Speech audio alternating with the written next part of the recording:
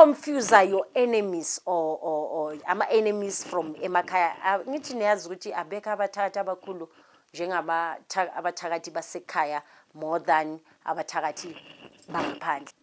Emakhosini, Thokozani, Camagu, Lesedi, Kganya, Mmeonica. Please don't forget to like and subscribe the video, and please go through ama videos amanye ami so that you gain knowledge, free knowledge of charge kodwa ezochacha okuthize phezu kwempilo yakho. Mmeonica uzokhuluma ngecontinuation yokuthi idlozi noma ngithi ingelosi ingelosi amathongo akhetha umuntu onjani. Uma kuthiwa uhlushwa idlozi unedlozi kusho ukuthi kusafanele kulungiswe phezu kwecala la ledlozi, and so that lizokwazi ukuwela ngale emathongweni. Uma ulungisela idlozi liba ingelosi noma liba ithongo.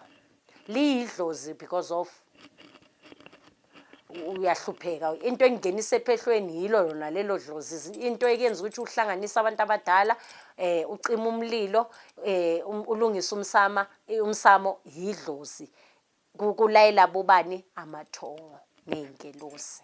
So continuation about ukuthi idlozi likhetha umuntu onjani.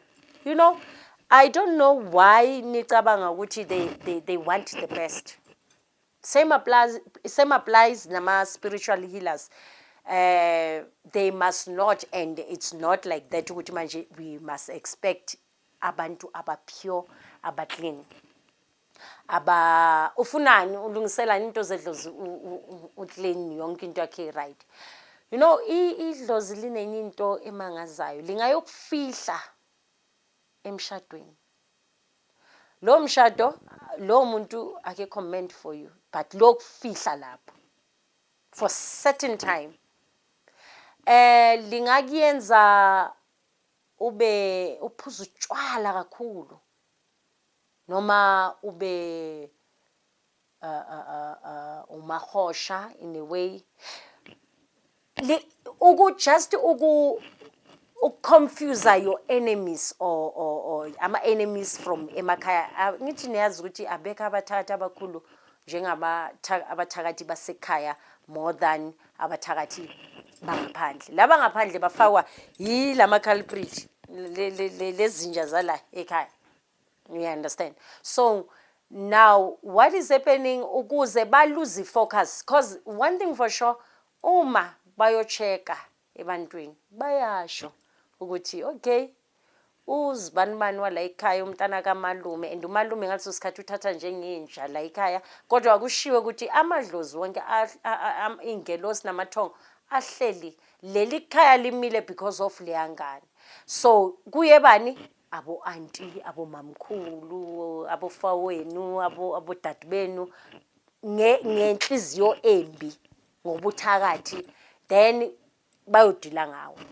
So that's why ligcine likuyenza ngathi umuntu osangene, nanoma bambheka bathi oh idlozi lingahlala liyanyanga ibonanga lutho, idlozi lingahlala into enedawa kanje, into eyenza abantwana ehleli ukuyenza abantwana into engasebenzi, you know.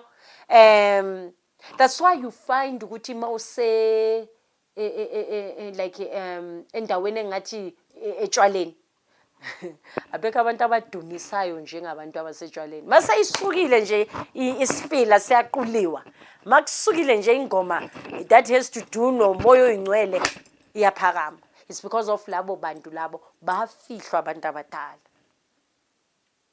bafihliwa phansi kokuthi ngeke banakiwe. Nanoma ungathola umuntu ophuzile ezenqo ngesporofito philiswe isidawo ngalelo langa. Later stage umuntu wakhona agucuke thiwa unedlozi, masebazi ukuthi strong enough ukuthi ya manje uzoyimela lento. Emakhosini, Thokozani, Camagu, Lesedi, not ukuthi yonke into izohamba smooth thiwe unedlozi noma uphupha amanzi bese ungene ephehlweni. Kwamele kube no makweyeqiniso inokudonsana okunatural. Emakhosini Thokozani Camagu Lesedi Kganya. Aibe khotso Lesedi Kganya. Please don't forget to like and subscribe. Amen.